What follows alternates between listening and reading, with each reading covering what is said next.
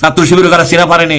একটা কথা ভালো খবর দিই আপনাদেরকে, আগামী দিনে এমন একটা দিন আসতেছে যেদিন এদেশ চালাবার জন্য ছাত্র শিবিরের তৈরি করা নেতারা ছাড়া আর কোন রাজনীতিবিদ খুঁজে পাওয়া যাবে না।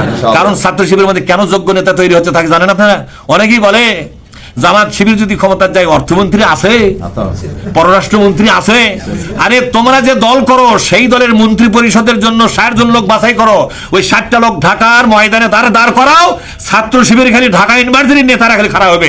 একটা নেতার সাথে যদি 60টা নেতা পারে তখন বলবো যে তোমাদের মধ্যে যোগ্য লোক আছে। কথা ঠিক না? ছাত্র শিবিরের একটা নেতার সাথে বুদ্ধি, জ্ঞান, বিবেক, বিবেচনা, আমানতদারি এবং রাজনৈতিক প্রজ্ঞা এবং দক্ষতার সীমানার মধ্যে ঢোকার ক্ষমতা কারো নাই। কারণ কি বলেন তো? কারণ হলো ছাত্র শিবির হচ্ছে একটি একাডেমিক অর্গানাইজেশন। কি যখন একাডেমিক, একটা প্রাতিষ্ঠানিক সংগঠন।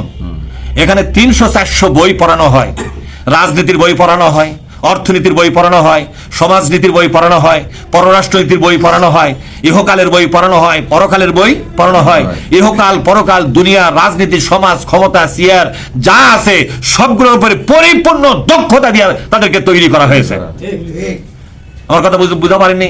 আরে জামাত ইসলামী নেতারা লাগবেই না, ছাত্র শিবিরের ঢাকা ভার্সিটি যে করে নেতা আছে এর গুকি খালি যদি মন্ত্রী পরিষদ গঠন করবে দেওয়া হয়, ওটা বাংলাদেশ এই চৌকস মন্ত্রিসভা দেখে অবাক হবে এরা ছিল কোথায় রে। কথা ঠিক না?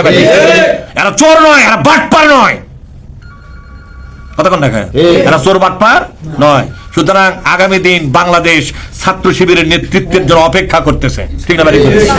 আগামী দিন বাংলাদেশের জনগণ ছাত্র শিবিরের নেতৃত্বের জন্য অপেক্ষা করতেছে। কারণ ওই দলগুলোতে যে নেতাগুলো আছে না, যেমন বিভিন্ন দলের ছাত্র রাজনীতি আছে না নাই, সেই ছাত্র রাজনীতি নেতা রাতের বেলা কি করে তাদের সাথীর লোকেরা জানে কিনা? ছাত্র শিবিরের একটা নেতা রাতের জীবন আর দিনের জীবন যদি কেউ গোপনে অনুসন্ধান করে মানুষের চোখে পানি আসবে। ছাত্র শিবিরের নেতারা দিনের বেলা 5 ওয়াক্ত নামাজ, কোরআন অধ্যয়ন, হাদিস অধ্যয়ন, ইসলামী বই অধ্যয়ন, রাজনীতির বিশ্লেষণ, রাজনীতির চর্চা সবগুলো সমান্তরালে ভাবে করতেছে। পাশাপাশি রাত যখন লাগে এশার নামাজের পরে ছাত্র শিবিরের এক একটা নেতা তাহাজ্জুদ নামাজের সেজদায় পড়ে যায়। আমার কথা কি বুঝতে পারছেন? সুতরাং ছাত্র শিবিরের ব্যাপারে এত এর কি ফাজলামি করে কথা বলার কোনো সুযোগ নেই।